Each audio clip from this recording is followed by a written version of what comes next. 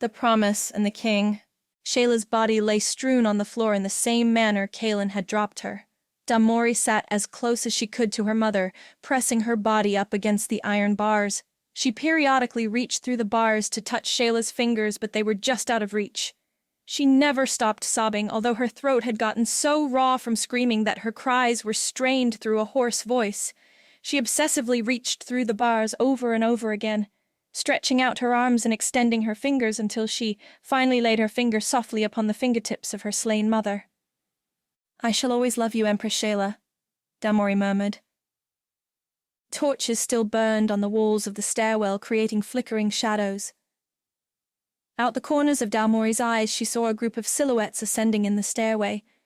She turned away from the stairs and folded her arms over her chest. She was not seeking to warm the chill spreading through her body, however. She simply felt her desire to live begin to ebb, taking her warmth away with it. "You have stolen all that I love," she mumbled. "My life is yours as well." Mieko stepped out of the stairwell into the dark corridor. "Quiet, sister," she hushed Damori. Mieko was joined by Safford, Eolin, and Luli. "We are here to free you," Mieko continued. "Not—" Her voice trailed off as she caught a glimpse of Shayla on the floor in the dark. She did a double take, looking at Shayla's body, then Damori, and back again until gravity of what she witnessed hit her with such force that her throat squeezed shut in an instant. She raced to Shayla's side as Eolin and Safford squinted through the darkness until they too recognized Shayla's body on the ground in a pool of blood. Mieko pulled Shayla from the floor and cradled the dead queen in her arms. Safford drew his sword and struck the cell door at the locking mechanism. The door popped open and Damori crawled out on her hands and knees to embrace Mieko and Shayla. The sisters wept together, clutching onto Shayla as Safford looked over them. He saw Luli, horrified as she took in the incomprehensible situation. She was speechless and covered her mouth with her palm to hold in the sobs building inside of her. "This is the Mad King's work," he explained to Luli. Mieko pulled Damori into her arms and they continued to embrace and soothe their pain. Safford scooped up Shayla's body and carried her to the stairs.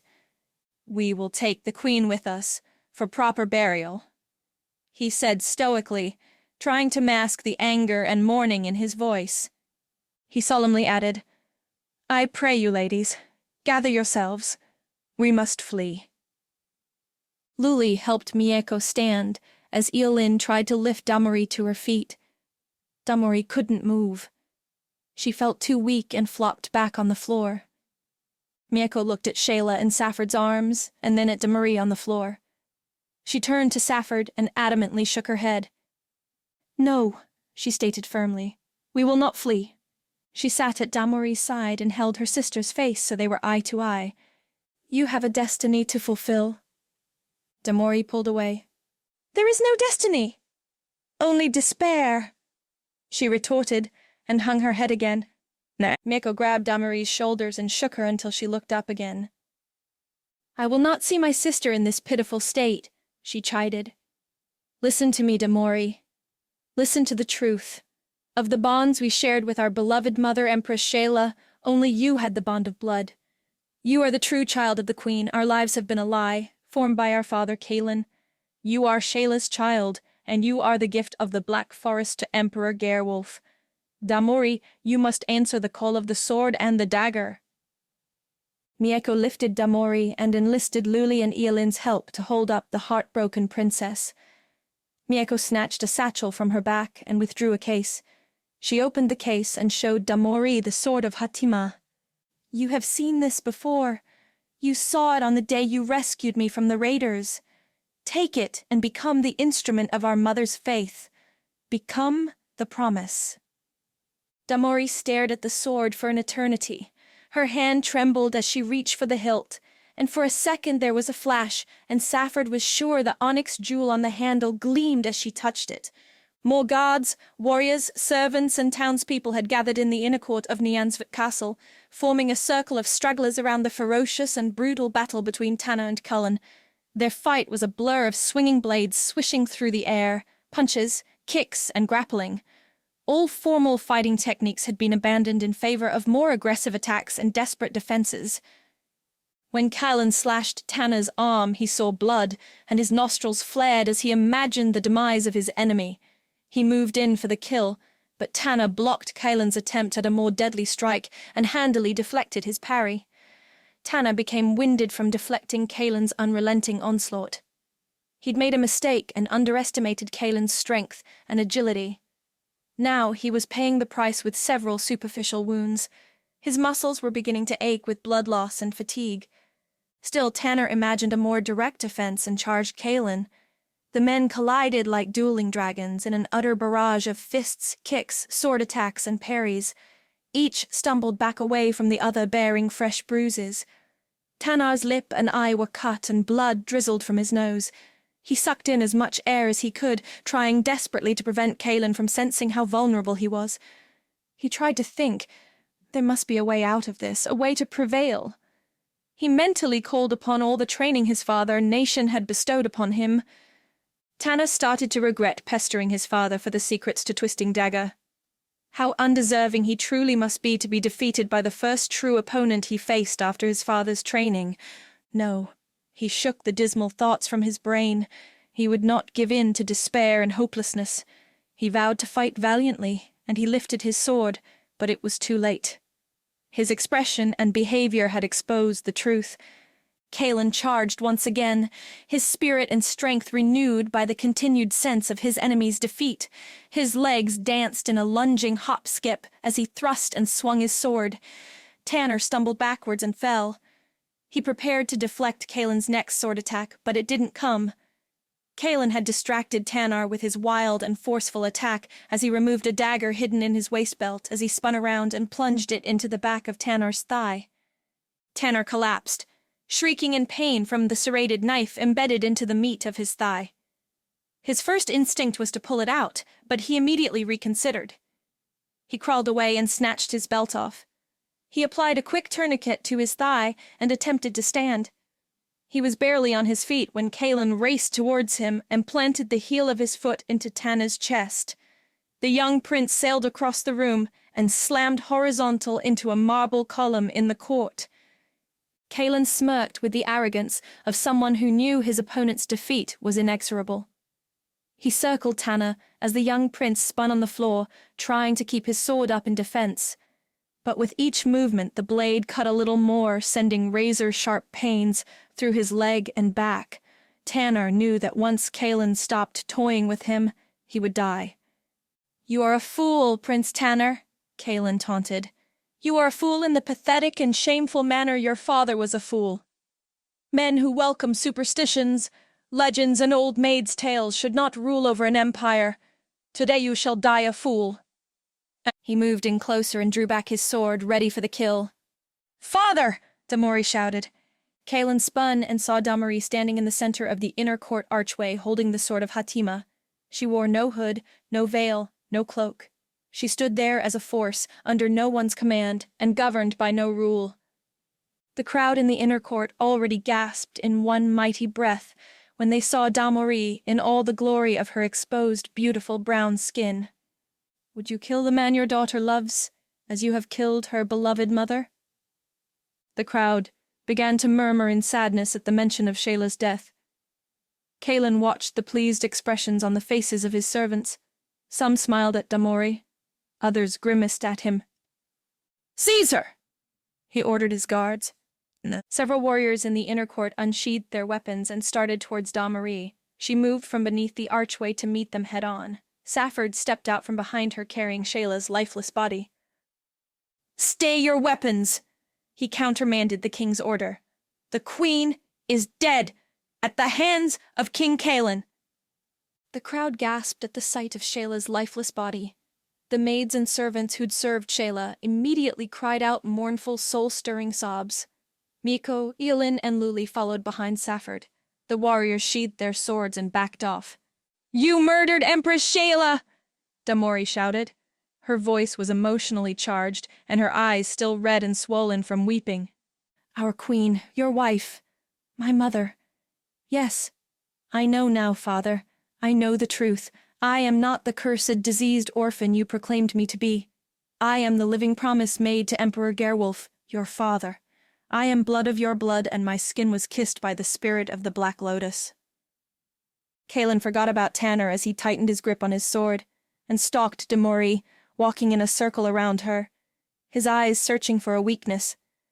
"You and that wretched legend will soon be at an end," he sneered. His eyes were wild, and he ground his teeth so loudly Damori could hear them crunch. "No, father," she said matter-of-factly as she shook her head. "You tried to murder me at birth, and you failed. You tried to deny me the love of a mother and of a family." She gestured towards Mieko and continued, "And you failed. You tried to deny me a father, but the Honorable King Nassien willingly stepped in and was more of a father to me than you ever were." She started screaming. "You now vow to take what is left of my heart by slaying the man I love." She took a deep shake breath to calm herself. "No, father, it shall not happen. You will fail." Her insolence infuriated Kaelin, and he charged Damori, swinging wildly like a madman. Damori sidestepped, evaded, and ducked each attempt to slash her and landed several bone-crushing kicks to Kaelin's chest, abdomen, and back. Kaelin landed a few kicks, but Damori was swifter, and was able to diminish the effect of the blows by stepping further away. Kaelin stumbled and fell, but slashed Damori's shoulder when she pursued him. More servants, maids, and guards gathered to watch the battle. Damori recoiled and examined the wound. Blood dripped from the cut. She touched it and held her blood-stained fingers up for Kaelin to see. Red. Her blood was red, as was the blood dripping from Kaelin's mouth. Damori charged after Kaelin in a blur of sword swings and kick combinations. She sliced Kaelin's arm, but he kicked wildly and landed a blow to Damori's belly. It was a hard kick that knocked the wind out of her. She fell to one knee to catch her breath. Damori stood resolutely, and through a series of kata-like movements she indicated her transitions of fighting style to twisting dagger. Kaelin recognized the motions and instinctively stepped back. As powerful as he was, he had no defense for twisting dagger. He was never trained. In his mind he cursed Emperor Gerwolf and his cousin, King Nassien. Damori charged after Caleb. Using a series of jabs and thrusts, she punctured Kaelin's shoulder and thigh with her sword. She swapped fighting styles again, back to rising sword, and sliced Kaelin's back and his hamstrings. When Kaelin fell, she spun and hurled her knee up into his chin, sending Kaelin crashing into a stone wall 20 feet away.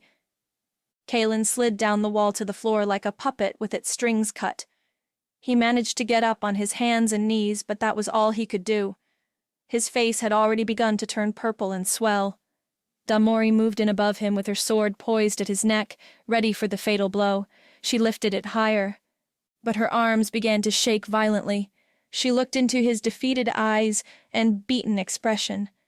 She trembled as she recalled something in her mind. She recalled her love for the defeated king lying at her feet. "Though you always shunned me, I have loved you from the day of my birth," she whispered. Her entire body twitched as she reached down and touched Kaelin's cheek. She used her bruised thumb and wiped blood off his nose. Her body shook and twitched violently again. She dropped her sword and backed away, examining the finger with which she touched Kaelin's face. "I have always wanted to touch your face, father," she said in a whisper. "I have dreamt of this since I was a child." "Father?" she questioned.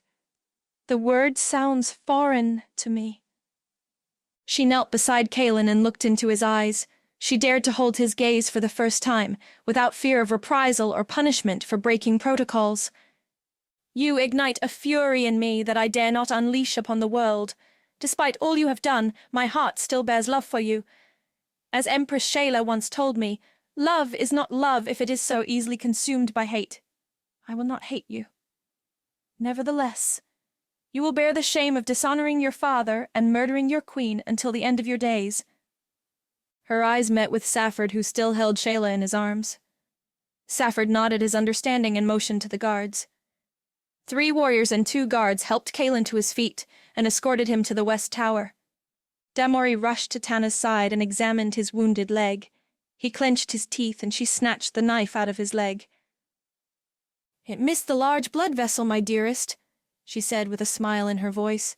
Are you well enough to stand? All is intact, except my self-respect.